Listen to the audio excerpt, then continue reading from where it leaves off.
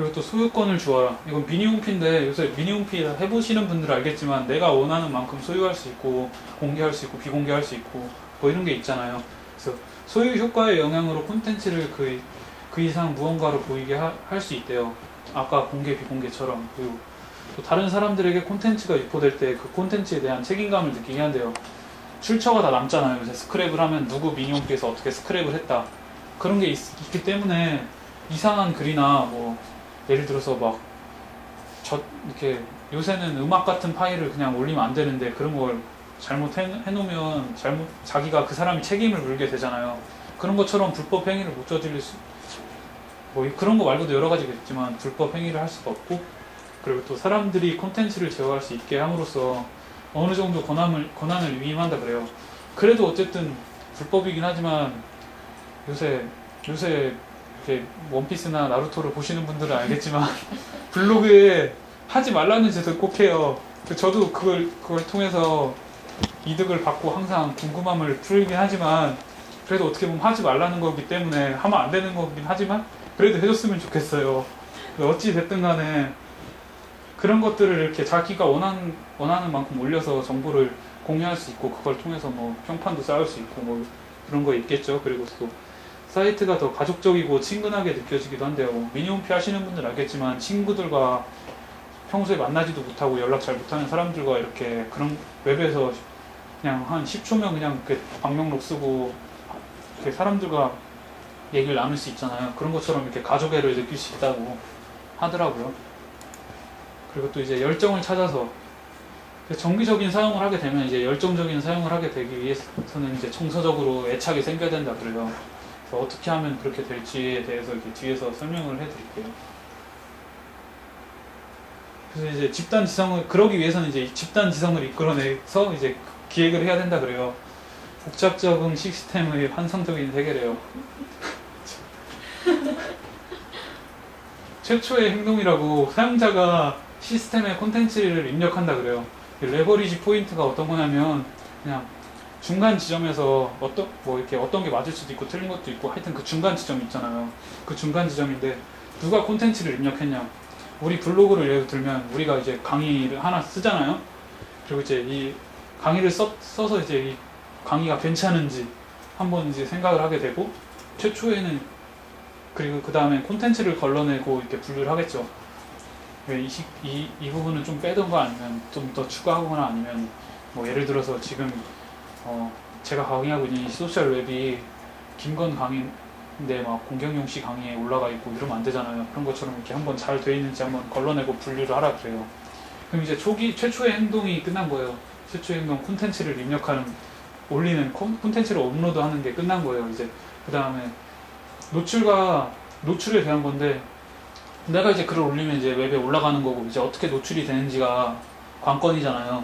그래서 노출과 가능한 행동들 만약에 뭐 김건의 소셜 웹 기획 딱 올리면 김건 치면 블로그에 제게 나오고 그리고 동영상에도 있고 이미지에도 있고 우리는 이렇게 다 알고 있잖아요. 그래서 어떻게 노출이 되는지에 대해서 그거에 대해서 한번 언제 내가 이 글을 올리면 언제 이렇게 노출이 되고 그리고 또 관련성이 있고 어떤 거와 관련성이 있고 뭐 이런 거 최초 어떻게 노출이 되는지에 대해서 한번 잘 생각을 해보라 그러고 이렇게 분석을 하라 그러고 그리고 이제 이렇게 딱 보여졌을 때 어떤 사람들은 예전에 제 강의에 부정적인 피드백이 하나 왔었죠. 원페이지 프로포셜에 이렇게 부정적인 피드백, 이 콘텐츠가 좋지 않다, 거지 같다, 동시에 주목도가 낮은 곳으로 옮겨지는 신호래요. 거지 같다 그래서 지금 지울까 말까 고민하고 있지만 결국엔 남아있잖아요. 대신 제일 안 보이는 구석에 박혀있잖아요 지금. 잘했으면 다시 이렇게 업로드해서 했을 텐데 그게 아니잖아요. 만약에 지금 이 강의가 좋았다 그럼 바로 올라와 있고 사람들이 좋은 반응과 좋은 댓글을 올려주시겠죠. 너 오늘 잘했다 이런 것들이 있겠죠. 그래서 이런 피드백이 긍정적인 피드백이 있고 부정적인 피드백이 있는데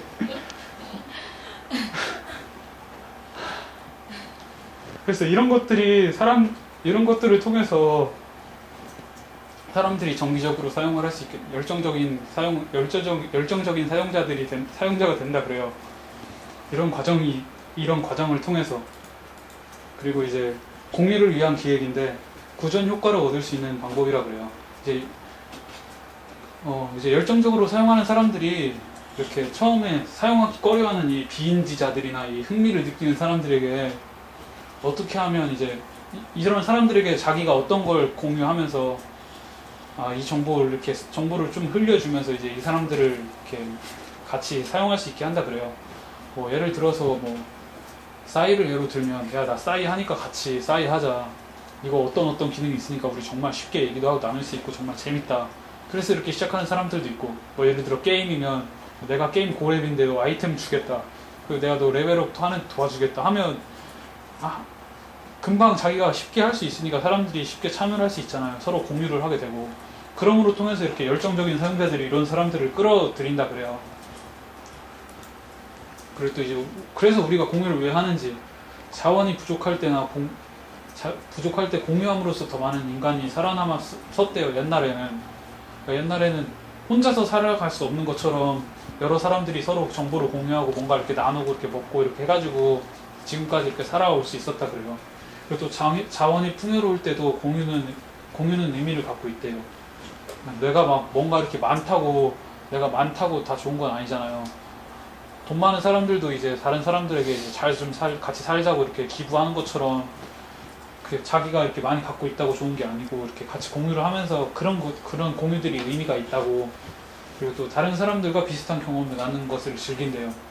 아까 얘기했던 것처럼 제가 아이폰 카페에서 이렇게 활동하는 걸 얘기했던 것처럼 서로 아이폰 어떻게 사용하고 있는지에 대해서 공유하면서 난 이 부분이 어렵고 난 이 부분을 잘 쓰고 있는데 어떻게 하면 좋겠냐, 뭐 이런 것들을 통해서 서로 공유를 하고 더 참여를 할 수 있게 해준다 그러고.